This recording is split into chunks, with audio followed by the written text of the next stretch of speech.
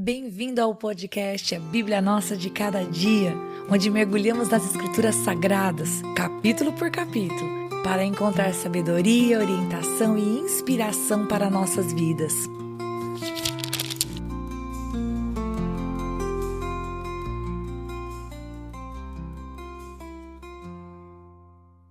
Que alegria ter você aqui para nós meditarmos em Josué capítulo 20. Como você está hoje? Espero que você esteja bem, em nome de Jesus, e espero também que caso hoje seja um daqueles dias difíceis em que você não está bem, que a palavra do Senhor possa confortar o teu coração, te ensinar uma verdade a respeito do teu Salvador e te fortalecer para tudo aquilo que você tem diante de você e que precisa ser feito, em nome de Jesus.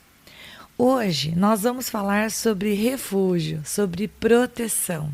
Sim, esse capítulo 20 de Josué vai falar a respeito das cidades de refúgio que foram estabelecidas por Deus. Então, primeiro eu vou explicar para você o capítulo e depois a gente aplica para as nossas vidas, combinado? Se você está chegando no canal, saiba que eu gravo também as leituras bíblicas, tanto no YouTube quanto no Spotify, você pode acompanhar. Ou, claro, você pode ler na sua Bíblia, que é muito melhor, não é verdade? Muito bem. Essas cidades de refúgio, queridos, foram cidades que o Senhor Deus havia prometido, não agora, viu, gente? Ele já tinha falado a respeito disso com Moisés, lá em Números capítulo 35. Quem acompanhou a meditação no livro de Números já ouviu falar das cidades de refúgio. E aqui no primeiro versículo do capítulo 20, Deus vai falar para Josué: fala para os filhos de Israel, apartai para vós outros as cidades de refúgio. Então, isso que o Senhor estava falando aqui para Josué lembrar o povo não era novidade. O Senhor já tinha falado através da boca de Moisés: olha, quando vocês entrarem na terra, vocês terão cidades de refúgio. E o Senhor já havia explicado lá atrás o que seriam as cidades de refúgio, mas aqui o Senhor Deus vai falar novamente. Bem, ele foi falar novamente por quê? Será que o pessoal precisava ser lembrado? Será que o pessoal estava demorando para criar a cidade de refúgio? Não sei. Mas o que nós sabemos pelo capítulo é que Deus vai dizer para Moisés: fala para que eles apartem as cidades de refúgio. E essas cidades de refúgio seriam proteção para que aquele que cometesse um crime involuntariamente, em que houvesse um acidente, por acidente a outra pessoa fosse morta, para que essa pessoa que era inocente no sentido de não ter tido a intenção no coração, ela pudesse fugir e se refugiar e encontrar proteção e abrigo até que a sua causa fosse julgada. Por quê? Porque, vamos falar dessa maneira, era como se fosse um direito, que houvesse uma vingança por parte da família que perdeu o seu ente querido. Então, para evitar que aquela pessoa fosse morta, né, o vingador do sangue, como diz no versículo 5, para evitar que o vingador do sangue não tomasse aquele homem que havia cometido o homicídio e o matasse sem que a sua causa fosse julgada, então essas cidades de refúgio tinham essa intenção de proteger aquele que, sim, tinha cometido um crime, mas não tinha tido a intenção de cometê-lo.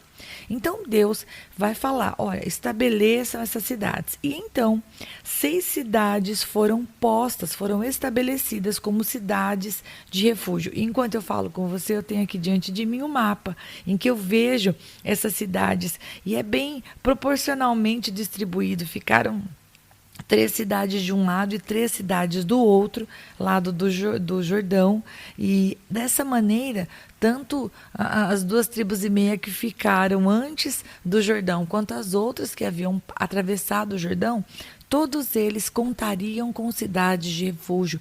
Então, se alguém porventura errasse, cometesse um homicídio, poderia fugir para este lugar de proteção. Ele iria chegar ali, ele iria contar a sua causa e ele ficaria ali até a sua causa ser julgada ou até que comparecesse perante a congregação, na verdade, ou até que o sumo sacerdote morresse, né? Morresse naqueles dias. Então, este é o assunto do capítulo, ok? A respeito das cidades de refúgio.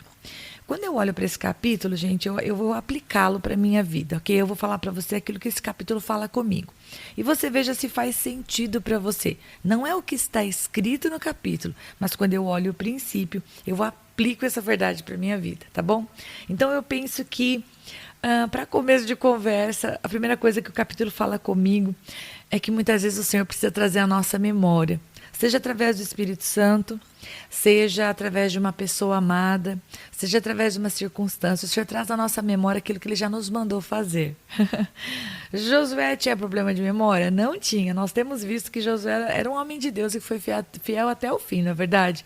Mas eles estavam ali na conquista, depois da distribuição, né, no repartir da terra, e muita coisa havia para ser feito. Josué ainda precisava conquistar seu pedaço de terra, construir ali a sua cidade, enfim, muito tinha que ser feito. E enquanto os homens esquecem, Deus não esquece. Deus não esquece da sua palavra, Deus não esquece das suas promessas. O Senhor Deus é fiel. Então, Ele diz, eu prometi cidade de refúgio. Eu vou lembrar o meu servo Josué e vou fazer o povo se mover nesse sentido. Então, a primeira coisa que eu aplico para a minha vida é que sim, muitas vezes o Senhor, através do Espírito Santo, nos lembra daquilo que devíamos fazer. E se algum momento vem na sua mente alguma coisa que você sabe que você tem que fazer, uma responsabilidade, uma promessa, uma palavra que você deu para alguém, ou simplesmente uma bênção, você fala, eu preciso começar a discipular os meus filhos. Gente, com certeza, essa ideia é uma ideia de Deus. Você vai ter que se esmerar para fazer isso, porque tudo vai aparecer para ser feito naquele horário, para que esse estudo bíblico não aconteça. Então, se há algo no seu coração que você já sabe que é de Deus para você fazer, simplesmente se organize e faça. Coloque em andamento aquilo que Deus já te deu como palavra. Então, a primeira coisa é essa. Deus disse para Josué, fala para os filhos de Israel construir a cidade de refúgio. Ou seja, o Senhor estava trazendo à memória de Josué aquilo que o próprio Deus havia prometido através da vida de Moisés. Então, o Senhor também nos lembra de coisas que temos que fazer. Quando vier uma lembrança e você sabe que é de Deus, arregaça as mangas e vai fazer o que tem que ser feito. Amém? Bem, a segunda coisa que vem ao meu coração é que Deus não queria que o povo, vamos falar dessa maneira, derramasse sangue inocente.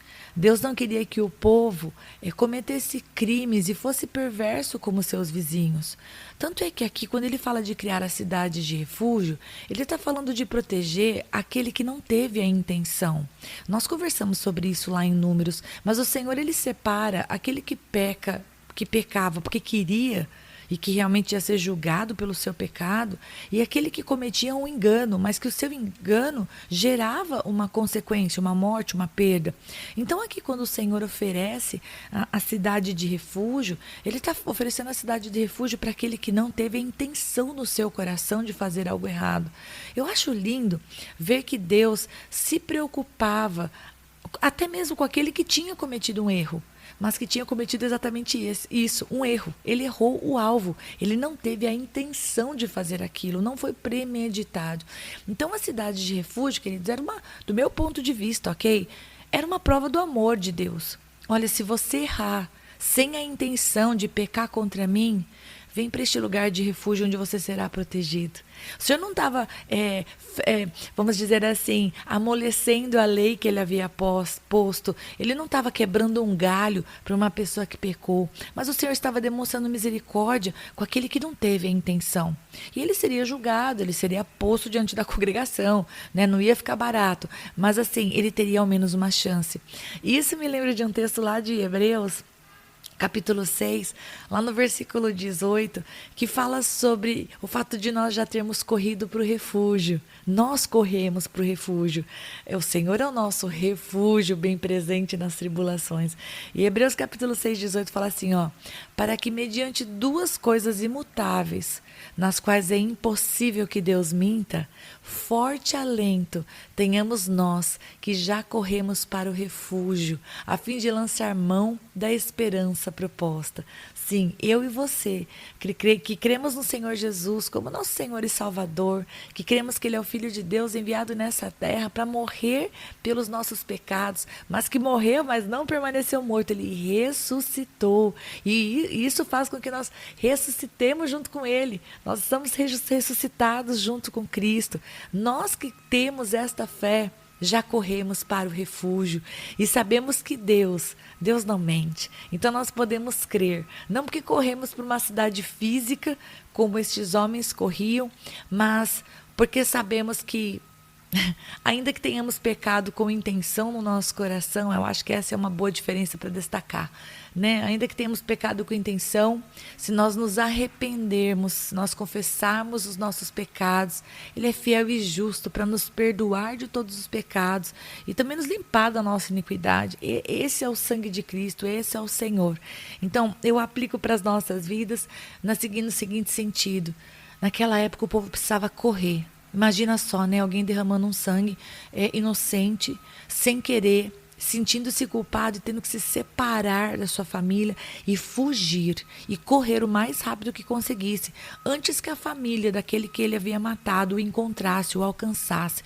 Então ele corria para essa cidade de refúgio com toda a força que ele pudesse, com toda a velocidade que ele conseguisse ter, deixando para trás filho, esposa, casa, o conforto que tinha, deixando a sua família sem proteção, sem sustento. Pense de maneira prática nisso.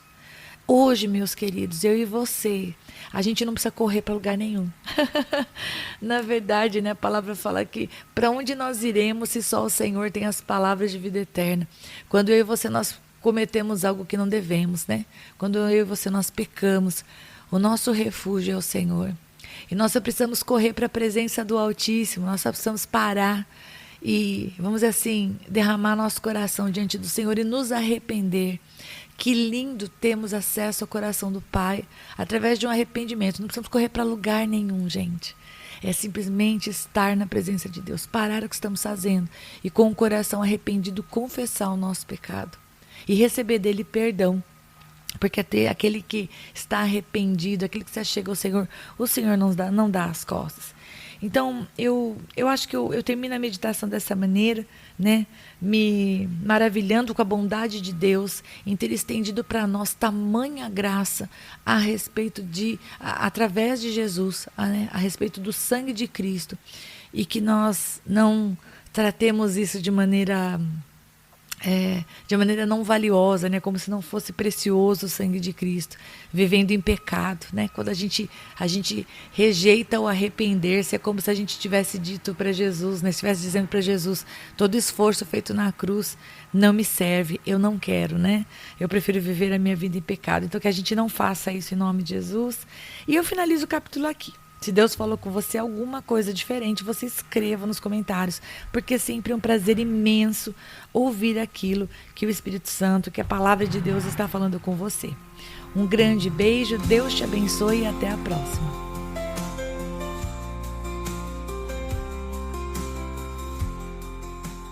E se você ficou até agora, não vai embora não. Agora é hora de você curtir, comentar, compartilhar esta palavra, porque se ela abençoou você, ela pode abençoar outra pessoa também. E lógico, se inscreva no canal, ative o sininho, assim você não perde os próximos episódios. Deus te abençoe e até lá!